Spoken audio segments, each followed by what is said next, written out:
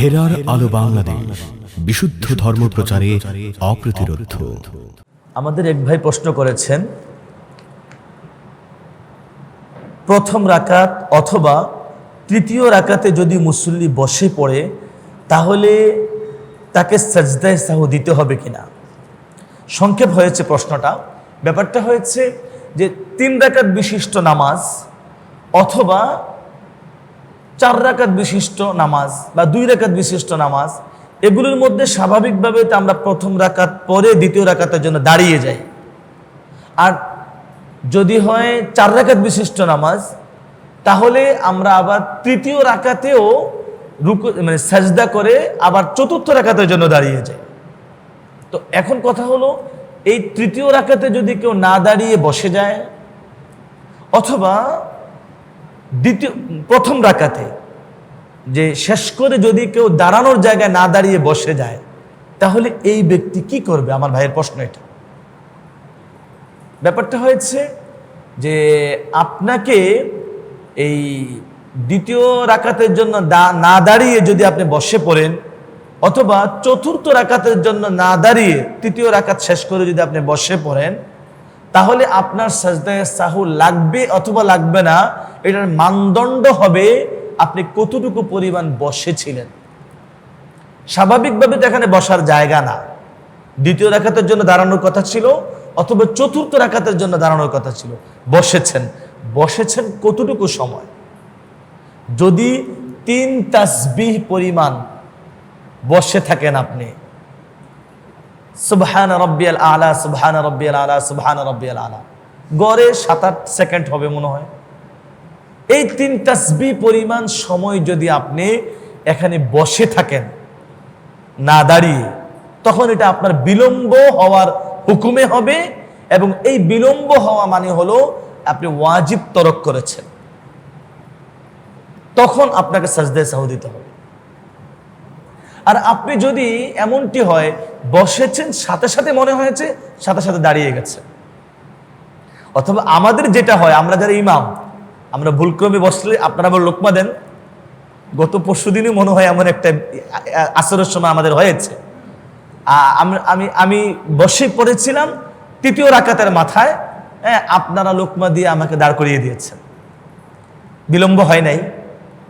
এমন বিলম্ব না হলে, অর্থাৎ 3 তাসবিহ পরিমাণ বসা বা তার বেশি সময় বসা, এতটুকু বিলম্ব যদি না হয়, তাহলে আপনার দাঁড়িয়ে বাকি নামাজ স্বাভাবিক শেষ করবেন, সাজদায়ে সাহু লাগবে না। আশা করি মাসআলাটা বুঝছেন আপনারা। আমাদের এই ভাইয়ের আরেকটি প্রশ্ন হচ্ছে, আমরা জানি সাধারণত আশুরার 2টি রোজা রাখতে হয়, কিন্তু যদি একটি রোজা রাখে তাহলে কি তার রোজা আদায় হবে? হ্যাঁ, আদায় হবে। কেন আদায় হবে না? অর্থাৎ আশুরার 2টি রোজা মানে হচ্ছে, রাসূল আকরাম সাল্লাল্লাহু আলাইহি ওয়াসাল্লাম বলেছিলেন যে আগের দিন সহ 2টি অথবা পরের দিন সহ 2টি, অর্থাৎ 9 এবং 10 তারিখ অথবা 10 এবং 11 তারিখ, এই 2টি মানে 2 দিনে তোমরা মোট 2টি রোজা পালন করবে। এখানে বাহ্যিকভাবে ইহুদিদের পরিপন্থী বা বিপরীত যেন আমাদের আমল করা হয়, এটার জন্য নবীজি সাল্লাল্লাহু আলাইহি ওয়াসাল্লাম আমাদেরকে নির্দেশনা দিয়েছিলেন। হাদিসে স্পষ্টই বলা আছে, খালিফুল ইয়াহুদা, স্পষ্ট বলেছেন বিশ্বনবী সাল্লাল্লাহু আলাইহি ওয়াসাল্লাম। তাহলে এখানে এর মানে কি, আমি যদি একদিন শুধু রোজা পালন করি আশুরার দিন, আমার রোজা হবে না? কেন হবে না? অবশ্যই হবে। আপনি যদি শুধু আশুরার দিনেও রোজা পালন করেন, আপনার আশুরার দিনের রোজাটা আদায় হয়ে যাবে। কিন্তু যেটা হওয়ার দরকার ছিল যে আপনার আগের দিন সহ অথবা পরের দিন সহ 2টি করার দরকার ছিল, ওটা সুন্নাহ, ওটা সুন্নত। আপনি সুন্নতের পরিপন্থী কাজ করেছেন, বাহ্যিকভাবে অপছন্দনীয় কাজ করেছেন। তার মানে এই না যে আপনার একদিনের রোজাটা আদায়ই হবে না, বিষয়টা এমন না। আমাদের বাইরে আরেকটি প্রশ্ন আছে, আজকাল মানুষ ইন্টারনেটে অর্থ ইনকাম করে থাকে। প্রশ্ন হচ্ছে, ইন্টারনেটের ইনকাম বৈধ কিনা? যুগোপযোগী একটি প্রশ্ন মনে হচ্ছে আমার কাছে।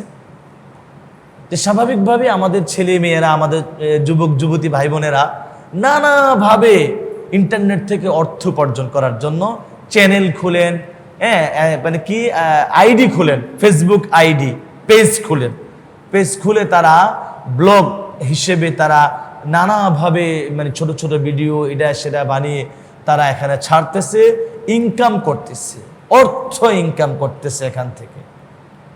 এখানে আমাদের যে বিষয়গুলো স্পষ্ট থাকা দরকার, প্রথমত আপনি কি ভিডিও এখানে তৈরি করে ছাড়ছেন, কোন ধরনের ভিডিও তৈরি করে ছাড়ছেন এটা দেখতে হবে প্রথমত। আমাদের সাধারণত ভাই বোনেরা যে ধরনের ভিডিও তৈরি করে তারা ছাড়েন এগুলোর কোনোটাই বৈধ হবে না।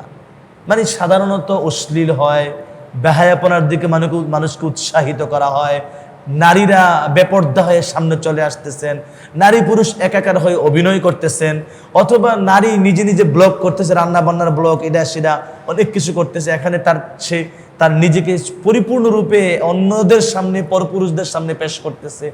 আপনি এই ভিডিওগুলো, এই ধরনের ভিডিওগুলো শরীয়ত অ্যালাউ করে কিনা, এটা তো মূল ভিডিওটাই অ্যালাউ না। এই ধরনের মূল ভিডিওই তো অ্যালাউ না। নাটক, ছবি, ফিল্ম এগুলো তো প্রশ্নই আসে না। তো এই সাধারণ ভিডিও তো নারীরা করবে, ঘরে বসে বসে এরা সেটা করতেছে, পার্কে যাচ্ছে ভিডিও করতেছে, বান্ধবীদের সাথে নাচানাচি করতেছে ভিডিও করতেছে, ছেলে বন্ধুর সাথে নাচানাচি করতেছে ভিডিও করতেছে। এগুলো তো শরীয়ত অ্যালাউই করে না। এগুলোর মাধ্যমে আপনার অর্থ পর্যন্ত প্রশ্নই আসে না। এই হলো প্রথম কথা। দ্বিতীয়ত কথা হচ্ছে, কেউ যদি ভালো ভিডিও করে, ভালো বলতে কোন ভালো? স্বাভাবিক, যেটার মধ্যে অশ্লীলতা নাই, বেহায়াপনা নাই, গান বাদ্য নাই, বাদ্যযন্ত্র নাই, নারী পুরুষের একাকার মেলামেশা নাই, এরকমভাবে মানে মোট কথা হলো অনর্থক কোনো কাজ নাই, ভালো কিছুই আছে। সেটা ভালো কিছুর মধ্যে তেলাওয়াত হইতে পারে, গজল হইতে পারে, ওয়াজ নসিহত হইতে পারে, বা ভালো কোনো মানে কিছু সে করছে। এমনও যদি হয় তাহলে এখানে বুঝতে হবে আপনাকে অর্থটা কিভাবে দেওয়া হচ্ছে। যদি আপনার এই ভিডিওর মাঝে বিভিন্ন অ্যাড দিয়ে আপনার ইনকামটা আসে, অ্যাডটা যদি হয় নাচ, গান, মেয়ে, বেপর্দা, এটা সেটা অ্যাড আসে, কিন্তু খারাপ অ্যাডই বেশি আসে, এবং অ্যাডকে নিয়ন্ত্রণ করার কোনো সুযোগ নেই। আপনি অ্যাডকে নিয়ন্ত্রণ করতে পারতেছেন না। আপনি চাইলেও ভালো অ্যাড সামনে আনতে পারতেছেন না, বরং মেয়েদের অ্যাডও আসবে, উলঙ্গ মেয়েদের অ্যাডও আপনার সামনে আসতেছে, সবকিছুই সামনে আসতেছে। এমন যদি হয় তাহলে এই ইনকামটাও কি বৈধ হবে না। আশা করি আপনারা বুঝতে পেরেছেন। আমাদের আরেকটি প্রশ্ন এখানে, ফরজ নামাজের তৃতীয় ও চতুর্থ রাকাতে যদি কেউ সূরা ফাতিহা না পড়ে মানে স্বাভাবিকভাবে নামাজ শেষ করে ফেলে, অথবা যদি মানে অন্য কোনো সূরা পড়ে ফেলে, তাহলে তার নামাজ আদায় হবে কিনা? বিষয়টি একটু লক্ষ্য করেন। ফরজ নামাজের তৃতীয় বা চতুর্থ রাকাতে স্বাভাবিকভাবেই এখানে সূরা ফাতিহা পড়া সুন্নত। সূরা ফাতিহা এর সাথে অন্য কোনো সূরা আর পড়তে হবে না, পড়ার নিয়মই নাই, না পড়াই সুন্নত, শুধু সূরা ফাতিহা পড়া সুন্নত। এখন যদি কেউ অন্য কিছু পড়ে ফেলে, তাহলে এর জন্য তাকে মানে সূরা ফাতিহার সাথে অন্য কিছু পড়ে ফেলে, এটার জন্য তার সাজদা সাহু দিতে হবে না। আবার সূরা ফাতিহাটাও পড়লো না, এখন এই ভাই যেমন এখানে প্রশ্ন করেছেন, সূরা ফাতিহাটাই পড়লো না, এটাও পড়া হলো না তার, বরং তিনি চুপচাপ দাঁড়িয়ে রইলেন, অথবা সূরা ফাতিহা না পড়ে অন্য কোনো সূরা পড়ে ফেলেছেন। এমনও যদি হয়, তাহলে এই ব্যক্তির নামাজ আদায় হবে কিনা, বা তাকে সাজদায়ে সাহু দিতে হবে কিনা? নামাজ আদায় হয়ে যাবে এবং সাজদায়ে সাহু দিতে হবে না। এটা এই জন্য যে এই যে একটু আগে বললাম আমরা, এই তৃতীয় এবং চতুর্থ রাকাতে ফরজ নামাজের আপনার সূরা ফাতিহা পড়াটা সুন্নত। অতএব সুন্নত বর্জন করলে সাজদায়ে সাহু দিতে হয় না।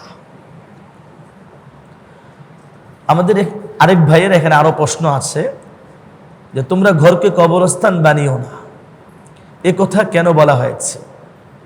নফল নামাজ ও সুন্নত নামাজ ঘরে পড়ার ফজিলত কি? আসলে এখানে ঘরকে কবরস্থান বানিও না বলতে কি, যে ঘরে তো নামাজ আদায় করা দরকার আছে। কবরে যেমন কবরবাসী নামাজ পড়ে না, তো ঘরে তো আপনার নামাজ না পড়লে ঘরটা কবরের মতো হয়ে যাবে। ঘরে আপনার নামাজ পড়ার দরকার আছে। তবে ঘরে যেই নামাজ পড়ার জন্য নবীজি সাল্লাল্লাহু আলাইহি ওয়াসাল্লাম উৎসাহিত করেছেন সেটা হচ্ছে সুন্নত বা নফল নামাজ। আর ফরজ নামাজ তো অবশ্যই জামাতের সাথে মসজিদে এসে আদায় করা ওয়াজিব, একেবারে ফরজের কাছাকাছি ওয়াজিব বিধান। এটা ফরজটা মসজিদে এসে আদায় করা, আর ঘরে সুন্নত পড়েন, উত্তম ঘরে সুন্নত পড়ে আসা। এই জন্যই ঘরে সুন্নত পড়বেন, নফল পড়বেন, এর মাধ্যমে ঘরটা আবাদ হবে। আর যদি ঘরে নামাজ না পড়েন তো ঘরটা আবাদ হলো না, কবরের মতো হয়ে গেল। এই হলো বিষয়। যাই হোক, আশা করি বুঝতে পেরেছেন। আল্লাহ রাব্বুল আলামিন আমাদের সবাইকে বুঝার এবং আমল করার তৌফিক দেন, আমিন।